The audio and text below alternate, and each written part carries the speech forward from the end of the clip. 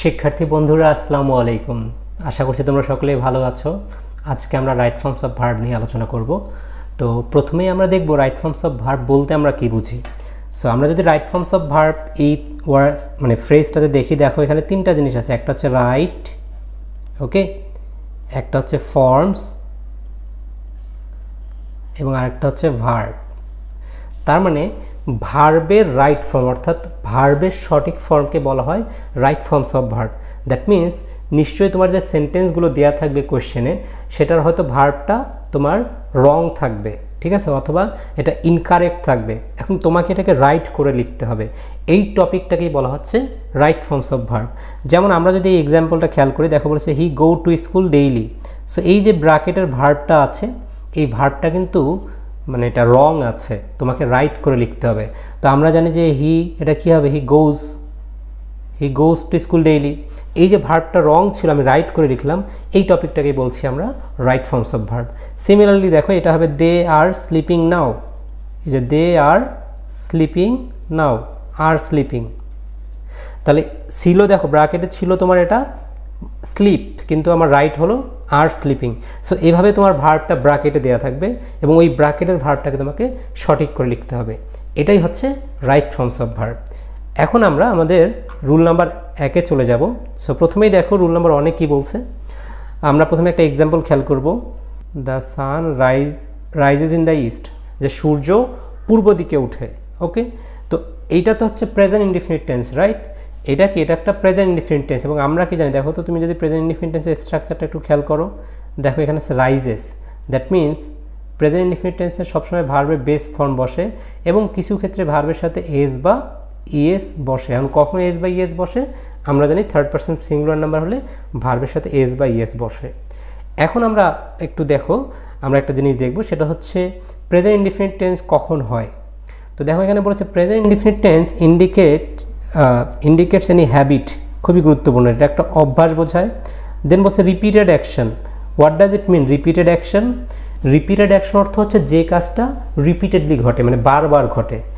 এছাড়া হচ্ছে ফ্যাক্ট মানে হচ্ছে বাস্তবতা অথবা সত্য ঘটনা। তাহলে প্রেজেন্ট ইনডিফিনিট টেন্স কী কী বোঝায়? তিনটা জিনিস বোঝায়। একটা হচ্ছে হ্যাবিট, একটা হচ্ছে রিপিটেড অ্যাকশন, দেন ফ্যাক্ট। আচ্ছা, এখন এই যে আমি তিনটা জিনিস বললাম যে রিপিটেড অ্যাকশন, হ্যাবিট বা ফ্যাক্ট বোঝালে সেটা প্রেজেন্ট ইনডিফিনিট টেন্স হবে। সো এই যে নিচের যে ওয়ার্ডগুলো আছে খেয়াল করো, এই ওয়ার্ডগুলোর প্রত্যেকটা দ্বারাই কিন্তু আসলে ইদার তোমার ফ্যাক্ট বোঝাবে, অথবা হ্যাবিট বোঝাবে, অথবা তোমার রিপিটেড অ্যাকশন বোঝাবে। খেয়াল করো, অলওয়েজ মানে কি, সবসময়। তার মানে যে কাজটা সবসময় হয় সেটা তো রিপিটেড অ্যাকশন। আবার দেখো সামটাইমস মানে মাঝে মাঝে, তো এটা একটা কারো হ্যাবিট বোঝাতে পারে। অফেন মানে সামটাইমস। হার্ডলি, এই হার্ডলি কথার অর্থ অনেকেই হয়তো তোমরা মনে করছো হার্ডলি মানে কঠিনভাবে, কিন্তু না, হার্ডলি অর্থ হচ্ছে কদাচিৎ। কদাচিৎ কথাটার অর্থ কি, মানে খুবই কম, রেয়ারলি। আমরা বলি না যে খুবই কম, তো এই ধরনের জিনিস বোঝাতে আমরা হার্ডলি ব্যবহার করব। এরপর দেখো usually, normally, daily, regularly, generally বা এভরিডে। তার মানে এই ওয়ার্ডগুলো থাকলে সেই সেন্টেন্সটা প্রেজেন্ট ইনডিফিনিট টেন্স হবে। কেন হবে? কারণ এই ওয়ার্ডগুলো দ্বারা তোমার এই যে আমরা বললাম যে প্রেজেন্ট ইনডিফিনিট টেন্স তিনটা জিনিস বোঝায়, এই তিনটা জিনিসের যে কোনো একটা বোঝাবে, অর্থাৎ হ্যাবিট অথবা কোনো রিপিটেড অ্যাকশন অথবা ফ্যাক্ট। সো আই থিঙ্ক তোমরা এটা বুঝতে পেরেছ। এখন আমরা এইটার কিছু এক্সাম্পল দেখব। সো দেখো ফার্স্ট এক্সাম্পলটা বলেছে parents look after their children, অর্থাৎ বাবা মা সন্তানের কি করে, দেখাশোনা করে। লুক আফটার মানে কি, লুক আফটার মানে হচ্ছে দেখাশোনা করা। তাহলে এখানে কি বললো দেখো, এখানে আমরা দেখব সাবজেক্টটা কি আছে। দেখো সাবজেক্টটা তো প্লুরাল, প্যারেন্টস প্লুরাল, তাহলে এখানে কিন্তু হবে লুক, মানে ভার্বের base form present indefinite tense, তো বেস ফর্মে লুক হয়, ঠিক আছে। আর যদি সাবজেক্টটা সিঙ্গুলার হতো তাহলে হচ্ছে আমরা লুকস লিখতাম। যদি এরকম থাকতো যে mother looks after her children, তখন কিন্তু লুকস হতো। ওকে, পরের এক্সাম্পলটা খেয়াল করে, এখানে বলছে আইস ফ্লোট অন ওয়াটার, অর্থাৎ বরফ পানিতে ভাসে। সো এটা তো একটা তোমার সিঙ্গুলার সাবজেক্ট, এই যে আইস, তাহলে আর এটা একটা ফ্যাক্ট বোঝাচ্ছে, তাই না? তাহলে এটা হবে ফ্লোটস। এটা কেন প্রেজেন্ট ইনডিফিনিট? কারণ এটা দ্বারা একটা ফ্যাক্ট বোঝাচ্ছে, ফ্লোটস। ওকে, আচ্ছা, আর আগেরটাতে এটাতে কেন প্রেজেন্ট ইনডিফিনিট হয়েছে? কারণ এটা দ্বারাও একটা ফ্যাক্ট বোঝাচ্ছে। ওকে, এটা দ্বারাও একটা ফ্যাক্ট বোঝাচ্ছে, এটাও ফ্যাক্ট। আচ্ছা, এবার আমরা থার্ড এক্সাম্পলটা দেখি। দেখো বলছে রোড মিসহ্যাপ। আচ্ছা, রোড মিসহ্যাপ মানে কি? রোড মিসহ্যাপ মানে হচ্ছে সড়ক দুর্ঘটনা। আমরা রোড অ্যাক্সিডেন্টের পরিবর্তে বলতে পারি কি রোড মিসহ্যাপ। তাহলে দেখা বলছে road mishap happen in our country. তো এটা তো একটা ফ্যাক্ট, মানে এটা তো আমাদের দেশে সচরাচরই এই ঘটনাটা ঘটে। তো আমরা এখানে লিখব রোড মিসহ্যাপ হ্যাপেন্স, যেহেতু প্রেজেন্ট ইনডিফিনিট টেন্স হবে তাই হবে হ্যাপেন্স। ওকে, আচ্ছা এরপরে দেখা বলছে হি হার্ডলি কাম হিয়ার। তো একটু আগে আমরা দেখেছিলাম যে যদি হার্ডলি থাকে তাহলে সেটা প্রেজেন্ট ইনডিফিনিট হয়, ঠিক আছে। তো হার্ডলি অর্থ কি বলেছিলাম যে কদাচিৎ বা খুবই কম, তার মানে সে এখানে খুবই কম আসে। তো এখানে হবে হি hardly comes here, he hardly comes. আচ্ছা এখন একটা জিনিস একটু মনে রাখবে, এই যে হার্ডলি, হার্ডলি কিন্তু এটা একটা নেগেটিভ ওয়ার্ড। এটাকে দেখে মনে হয় এটা একটা অ্যাফার্মেটিভ ওয়ার্ড, বাট এটা কিন্তু একটা নেগেটিভ ওয়ার্ড। এরকম কিছু কিছু ওয়ার্ড আছে যেগুলোকে দেখে মনে হয় তোমার অ্যাফার্মেটিভ, বাট এরা আসলে নেগেটিভ। সেই ওয়ার্ডগুলো কি কি? যেমন সেলডম, ওকে, হার্ডলি, ওকে, তারপর হচ্ছে লিটল, ফিউ, এরকম আরও অনেকগুলো আছে। আমরা যখন একটা এই টপিকটা আছে তোমার কোথায়, এটা আছে তোমাদের ট্যাগ কোশ্চেনে আছে, যখন আমরা ট্যাগ কোশ্চেন করব তখন এটা আবারও দেখব, ঠিক আছে। তো এটা মনে রেখো যে এই ওয়ার্ডগুলোকে দেখতে অ্যাফার্মেটিভ মনে হলো এরা আসলে নেগেটিভ। সো আই থিঙ্ক তোমরা এটা বুঝতে পেরেছো। এবার আমরা যদি আমাদের রুল নাম্বার 2-তে যাই, সো রুল নাম্বার 2-তে দেখো তো কি বলেছে, বলেছে দে আর প্লেয়িং ক্রিকেট। সো আমরা বুঝতেই পারছি এটা একটা প্রেজেন্ট কন্টিনিউয়াস টেন্স। কারণ কি? কারণ এখানে দেখো আর প্লেয়িং আছে, আর আমরা জানি প্রেজেন্ট কন্টিনিউয়াস টেন্সের স্ট্রাকচার হলো অ্যাম, ইজ অথবা আর এর সাথে ভার্বের সাথে আইএনজি হয়। Am is are plus ING form, অর্থাৎ যে ভার্বটা হবে সেটার সাথে আইএনজি। এটা হচ্ছে আমাদের কন্টিনিউয়াসের স্ট্রাকচার, প্রেজেন্ট কন্টিনিউয়াসের কি স্ট্রাকচার। তাহলে এখন আসো প্রেজেন্ট কন্টিনিউয়াস টেন্স দ্বারা আসলে কি বোঝায়। দেখো এখানে বলেছে present continuous tense indicates any ongoing action. Ongoing action মানে বুঝো যে এমন একটা কাজ যেটা বর্তমানে চলছে, মানে কোনো একটা কাজ ধরো শুরু হয়েছে এখনো শেষ হয়নি, এটাও কিন্তু কন্টিনিউয়াস, বুঝেছো। তার মানে অনগোয়িং মানে কি কোনো একটা কাজ যে কাজটা শুরু হয়েছে এখনো শেষ হয়নি। সো এখন আসো যে আমরা এই যে নিচে একটা টাইমলাইন নিয়েছি, এই টাইমলাইনটা দ্বারা দেখো কি বোঝায়। ধরো এই টাইমলাইনটার এইখানে বোঝাচ্ছে এটা হচ্ছে নাও, মানে আমাদের বর্তমান, এই পাশে হচ্ছে আমাদের পাস্ট বা অতীত, এটা হচ্ছে আমাদের ফিউচার বা ভবিষ্যৎ। এখন প্রেজেন্ট কন্টিনিউয়াস দ্বারা কি বোঝাবে? প্রেজেন্ট কন্টিনিউয়াস দ্বারা বোঝাবে বর্তমানে চলমান একটা কাজ। দেখো আমি কিন্তু এই যে অ্যারো দিচ্ছি, এটার অর্থ হচ্ছে এই কাজটা এখনো শেষ হয় না, এই কাজটা চলছে, ওকে, চলমান একটা কাজ। যেমন আমি তোমাদের ক্লাস নিচ্ছি, I am taking your class, এটা একটা প্রেজেন্ট কন্টিনিউয়াস টেন্স। তাহলে আমরা কি বুঝলাম? প্রেজেন্ট কন্টিনিউয়াস টেন্স দ্বারা অনগোয়িং অ্যাকশনকে বোঝায়। এখন এই ওয়ার্ডগুলো যদি কখনো থাকে, দেখবে যে এই ওয়ার্ডগুলো দ্বারা আলটিমেটলি ওই অনগোয়িং অ্যাকশনকেই বোঝাবে।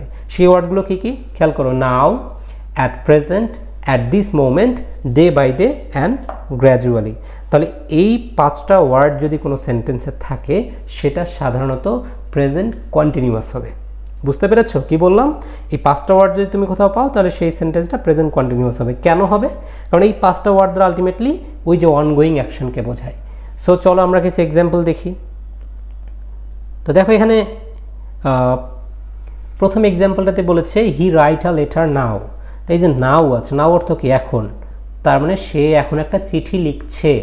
তো এটা তো প্রেজেন্ট কন্টিনিউয়াস, তাহলে কী হবে আনসার? প্রেজেন্ট কন্টিনিউয়াসে আমরা জানি অ্যাম ইজ আর, তারপর ভার্বের সাথে আইএনজি করব। তো হি এর সাথে তো হয় ইজ, তাহলে he is writing, okay, he is writing. আচ্ছা পরের এক্সাম্পলটা দেখো, বলছে the temperature of the earth increase day by day. খেয়াল করো আবার এই যে ডে বাই ডে আছে, আমরা একটু আগেই দেখেছিলাম যে ডে বাই ডে থাকলে কোন টেন্স হবে? Present continuous tense. আর প্রেজেন্ট কন্টিনিউয়াস টেন্স হলে অ্যাম ইজ আর হবে, তারপর ভার্বের সাথে ING.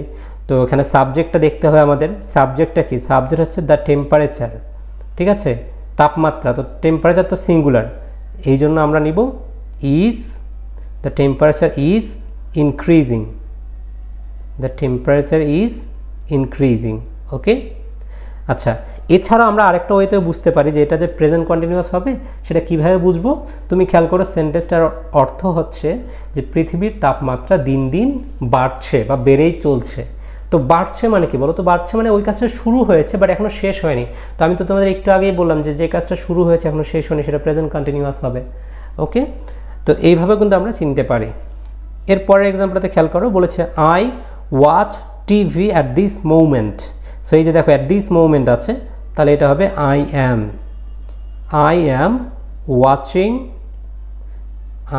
Watching TV at this moment. Okay, am watching হবে।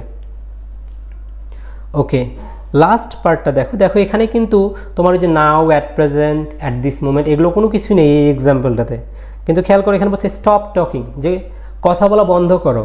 হি স্লিপ, দেখো তোমাকে একজন কখন বলে যে কথা বলা বন্ধ করো? নিশ্চয়ই কেউ না কেউ একজন কোনো একটা কাজ করছে, অর্থাৎ সে ঘুমাচ্ছে। দেখো তোমার আম্মু মাঝে মধ্যে তোমাকে এরকম বলে যে এই কথা বলো না, তোমার বাবা ঘুমাচ্ছে, বলে না এরকম? ঠিক একইভাবে বলছে কথা বলো না, সে ঘুমাচ্ছে। তাহলে সে ঘুমাচ্ছে ইংলিশ কি, মানে কন্টিনিউয়াস হবে, প্রেজেন্ট কন্টিনিউয়াস। তাহলে হি তো আছেই, হি এর সাথে বসবে ইজ, তাহলে he is sleeping. Okay, he is sleeping. So এই হচ্ছে আমাদের রুল নাম্বার 2। ওকে, তবে এটার কিছু ব্যতিক্রম আছে, আমরা এখন একটু এই ব্যতিক্রমটা দেখব। সো দেখো এখানে আমি কিছু ওয়ার্ড লিখেছি, দেখো বলেছে অ্যাপিয়ার, ওকে, হেইট, এই যে আচ্ছা আমি আগে ওয়ার্ডগুলো বলি এগুলো কি। এই ওয়ার্ডগুলোকে বলা হয় স্ট্যাটিভ ভার্ব। এদেরকে কি বলা হয়? এই ভার্বগুলোকে বলা হয় স্ট্যাটিভ ভার্ব। এই প্রত্যেকটাই কিন্তু এক একটা ভার্ব। ওকে, এবং এই স্ট্যাটিভ ভার্বগুলোর পর কখনো ভার্বের সাথে মানে এই ভার্বগুলো কখনো আইএনজি ফর্ম নেয় না। সেই ভার্বগুলো কি? যেমন appear, hate, feel, see, smell, notice, desire, wish, look, মানে যেগুলো আছে এগুলোর সাথে সাধারণত ভার্বের আইএনজি ফর্ম হয় না। তো আমরা কিন্তু ভার্বকে দুইটা ভাগে ভাগ করতে পারি, একটা হচ্ছে স্ট্যাটিভ ভার্ব, একটা হচ্ছে অ্যাকশন ভার্ব। সো এখন স্ট্যাটিভ ভার্ব এবং অ্যাকশন ভার্ব আমরা কীভাবে চিনতে পারবো? একটা সহজ টেকনিক বলি। স্ট্যাটিভ ভার্ব করতে মানে স্ট্যাটিভ ভার্ব যেগুলো আছে সেগুলো সম্পাদন করতে আমাদের আসলে কোনো ফিজিক্যাল ওয়ার্ক করতে হবে না, অর্থাৎ আমার হাত পা দিয়ে কাজটা করতে হবে না। এটা আসলে একটা মেন্টাল একটা মানে কাজ বোঝাবে, ঠিক আছে? আর অ্যাকশন ভার্ব দ্বারা বোঝাবে যে এই কাজটা করতে আমাদের শারীরিক পরিশ্রম হবে, আমাদের হাত পায়ের প্রয়োজন হবে। যেমন আমি যদি তোমাকে বলি যে রিমেম্বার, হ্যাঁ, এই যে দেখো এই যে ভার্বটা আছে রিমেম্বার, তো কোনো কিছু মনে করতে কি আমাদের হাত পা ব্যবহার করতে হয়? উত্তর হচ্ছে না। আবার দেখো কোনো কিছু আন্ডারস্ট্যান্ড, মানে কোনো কিছু বুঝতে, তো আমরা যদি কোনো কিছু বুঝতে চাই আমাদের কিন্তু হাত পা ব্যবহার করতে হয় না। এটা একটা মেন্টাল একটা সিচুয়েশন, আমাদের মানে মানসিক অবস্থাকে বোঝায়।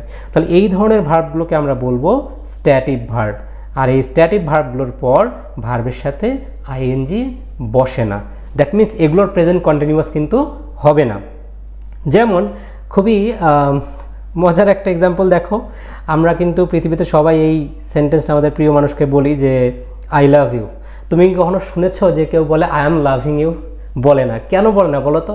আচ্ছা, যদি আমি বলি আই এম লাভিং ইউ, তার মানে কি? আই এম লাভিং ইউ মানে আমি তোমাকে এখন ভালোবাসছি, কিন্তু এর পরে কি হবে এটা কিন্তু আমি জানি না, ঠিক আছে? বাট আমি যখন বলছি আই লাভ ইউ, মানে এটা প্রেজেন্ট ইনডেফিনিট টেন্স। তা প্রেজেন্ট ইনডেফিনিট টেন্স কি? যে কাজটা আগে হতো এখন হয়, ফিউচারেও হবে, তার মানে গ্যারান্টি আছে। বুঝতে পারছো? এই জন্য এই ভার্বগুলোর সাথে আইএনজি হয় না।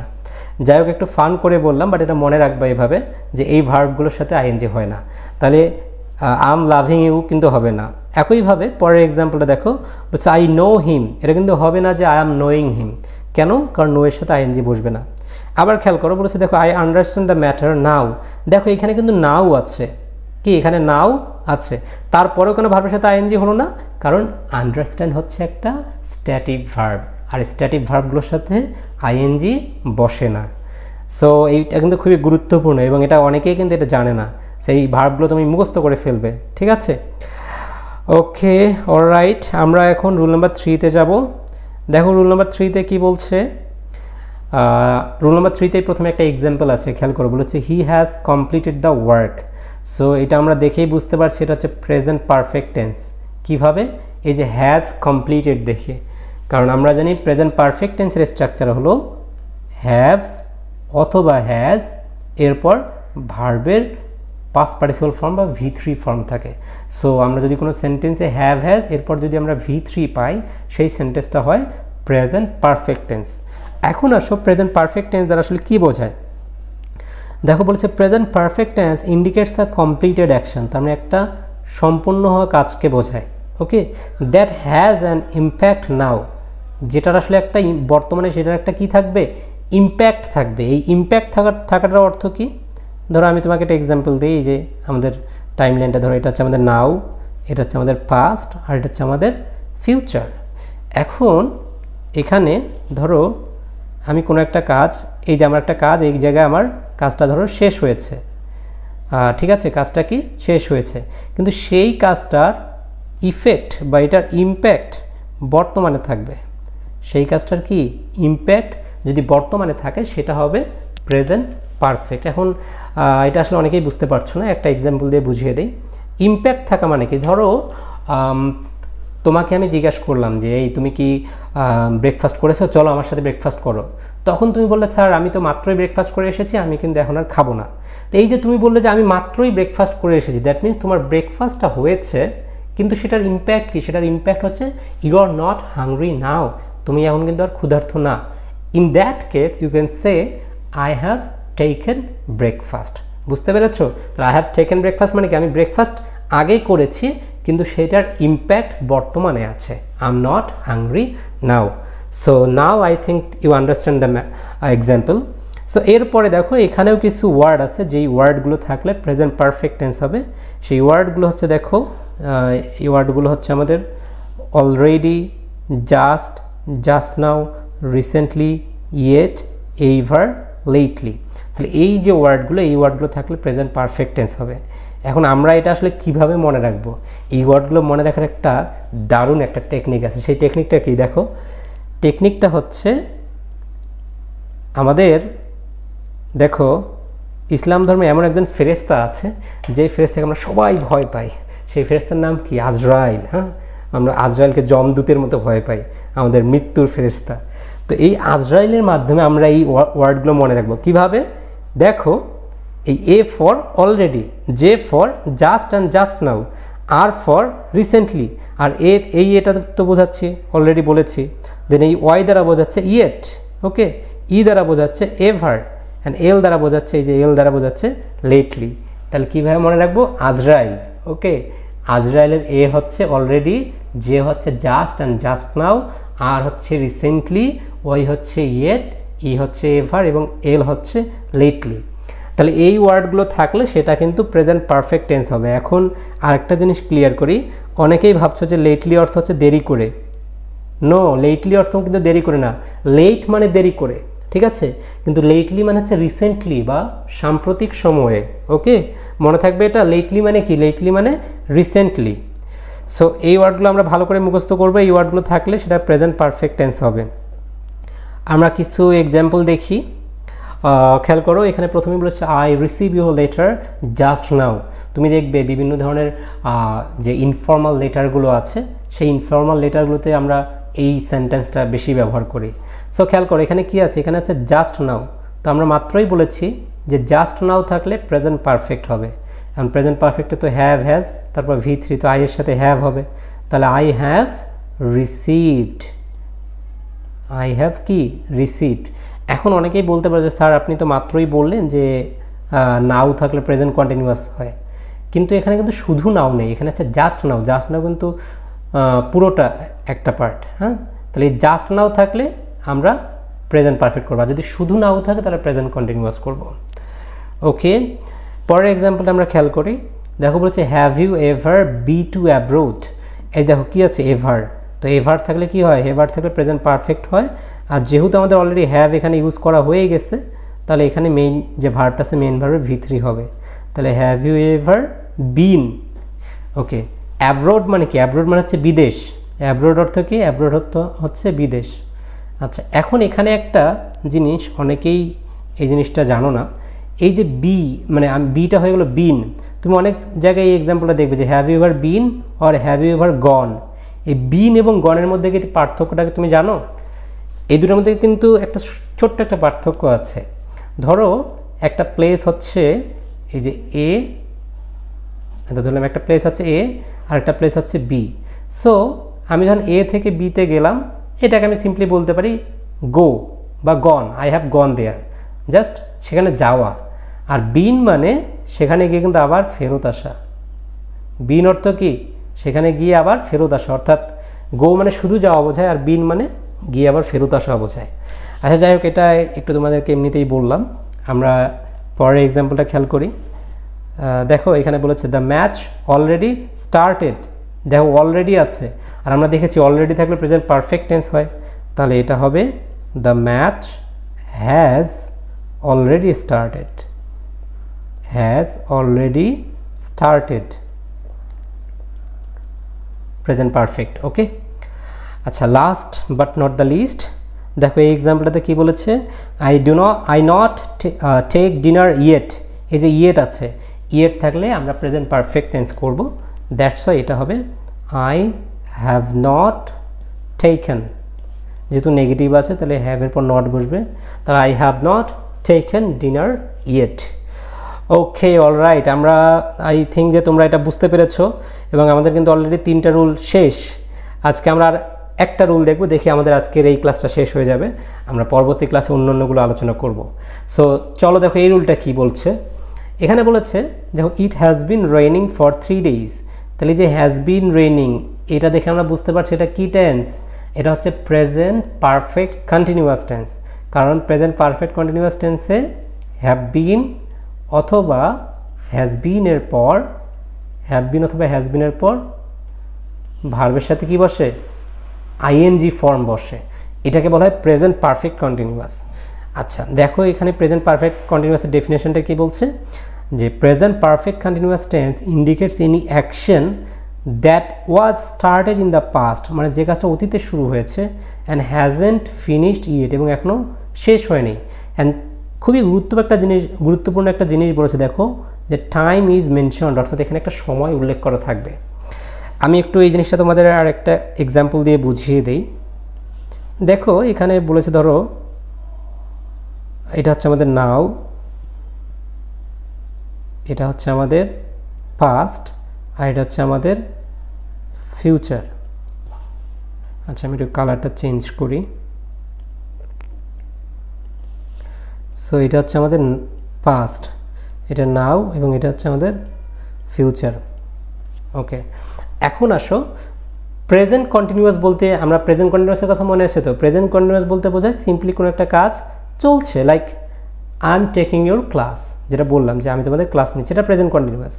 আর প্রেজেন্ট পারফেক্ট কন্টিনিউয়াস হচ্ছে যে কাজটা ধরো এই সময় শুরু হয়েছে, এই সময় শুরু হয়ে কাজটা কিন্তু এখনও চলছে, এটা হচ্ছে প্রেজেন্ট পারফেক্ট কন্টিনিউয়াস। আর আমি যদি বলি কাজটা চলছে তাহলে প্রেজেন্ট কন্টিনিউয়াস। ডিফারেন্সটা বুঝেছো? প্রেজেন্ট কন্টিনিউয়াস মানে কাজটা চলছে, আর কিছু বলা নেই, আর প্রেজেন্ট পারফেক্ট কন্টিনিউয়াস মানে কাজটা অতীতে শুরু হয়েছে, কাজটা এখনও চলছে, এবং প্রেজেন্ট পারফেক্ট কন্টিনিউয়াসে অবশ্যই সময় উল্লেখ করা থাকবে। ওকে, এখন সময়টা কিভাবে উল্লেখ করা থাকবে, এই যে 2টা ওয়ার্ডের মাধ্যমে সময়টা উল্লেখ করা থাকে, এক হচ্ছে সিন্স, 2 হচ্ছে ফর, এই 2টা ওয়ার্ড সিন্স এবং ফরের মাধ্যমে টাইম উল্লেখ থাকে। এখন কথা হচ্ছে কখন সিন্স বসে, কখন ফর বসে। তো আমরা মনে রাখবো সিন্স বসবে যদি কোনো একটা কাজের স্টার্টিং বোঝায়, আর ফর বসবে যদি ওই কাজটা যে হাউ লং মানে কতক্ষণ ধরে কাজটা চলছে, যদি এটা বোঝায় তাহলে হবে ফর। তাহলে এটা আরেকবার একটু বলি, সিন্স মানে স্টার্টিং বোঝাবে। যেমন আমি যদি বলি যে সকাল থেকে বৃষ্টি হচ্ছে, তার মানে বৃষ্টি শুরু হয়েছে কখন থেকে, সকাল থেকে, স্টার্টিংটা বোঝাচ্ছে। তারপর ধরো আমি বললাম যে আমি সন্ধ্যা থেকে পড়ছি, ঠিক আছে, সন্ধ্যা থেকে, তার মানে শুরু হয়েছে কখন, সন্ধ্যায়, তার মানে এখানে সিন্স হবে, ঠিক আছে। আবার আমি যদি বলি যে আমি 7টা থেকে পড়ছি, তো এখানেও কিন্তু সিন্স হবে। আর আমি যদি বলি যে আমি 2 ঘন্টা ধরে পড়ছি, তাহলে হবে ফর, বা আমি 2 দিন ধরে পড়ছি, 2 দিন ধরে বৃষ্টি হচ্ছে, তাহলে হবে ফর। মানে হাউ লং বোঝালে হবে ফর, অ্যান্ড সিন্স স্টার্টিং বোঝালে হবে সিন্স। ওকে, আমরা এটা বুঝেছি। সো আমাদের এখন এই এক্সাম্পলগুলো একটু দেখব।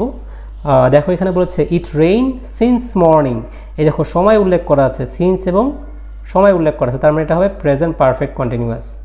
তাহলে এটা হবে ইট হ্যাজ বিন রেইনিং, কী হবে এটা, হ্যাজ বিন রেইনিং। আচ্ছা পরের এক্সাম্পলটা খেয়াল করো, দেখো বলছে the wedding ceremony ochre for 3 days, অর্থাৎ এই বিয়ের অনুষ্ঠানটা 3 দিন ধরে হচ্ছে, তাহলে এটা হবে কি, has been occurring, the wedding ceremony has been occurring, কারণ এখানে এই যে ফর প্লাস টাইম আছে। আচ্ছা এবার আসো লাস্ট এক্সাম্পলটা, এখানে কি বলেছে যে we play football for an hour tomorrow.